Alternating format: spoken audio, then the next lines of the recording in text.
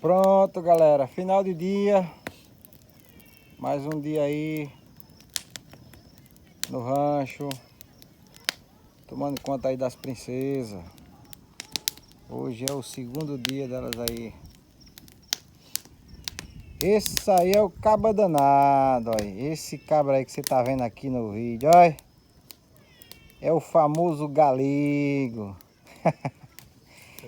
Isso é nosso ego. Isso dá um trabalho da bexiga. Dá mais trabalho que as bezerrinhas. É ou não é, galego? É não. Tô muito comportado.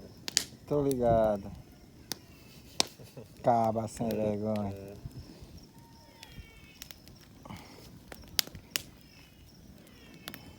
Galego, tu troca essa vida pela cidade? Não me livre.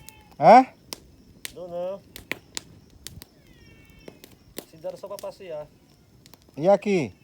Aqui é pra ficar. Tem coisa melhor, bicho? Tudo mais. Cegado, ó. Olhando pros bichinhos. A rua só tem zoado.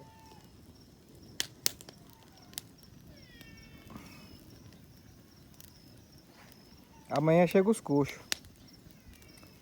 Eu já falei com o Wagner para trazer os coxos. Ele disse que tá pronto hoje à noite. Aí amanhã de manhã eu trago os coxos para cá. É os colchão, ó. Os coxos são grandes para cá. Você cortou tudo no meio, né? Cortei no meio, pô. Você não é. Aí fez... Tem merda de praxe, né? É, pô, mas são aquelas bombonas de 200. Eu sei, cara. É comida que só peste aí. São três bombonas, dá 3 coxos de 2. É. Eu tirei a escada, a galinha querendo subir lá, ó. Aí ela não vai subir na casa da peste, que ela vai subir aí. Só se ela voar. Nunca vi galinha voar.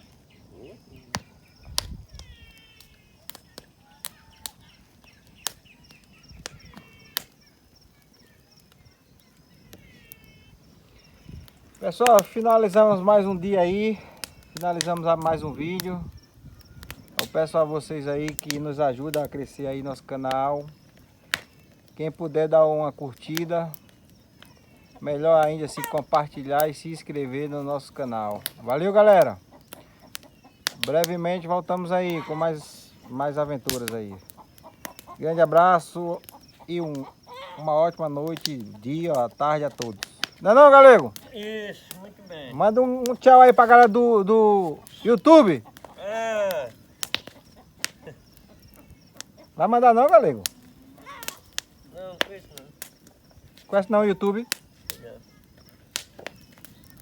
Tá bom, então é isso aí, galera. O galego o bicho é meio bruto, mas eu vou ensinar ele o que é o YouTube. Valeu, um abraço.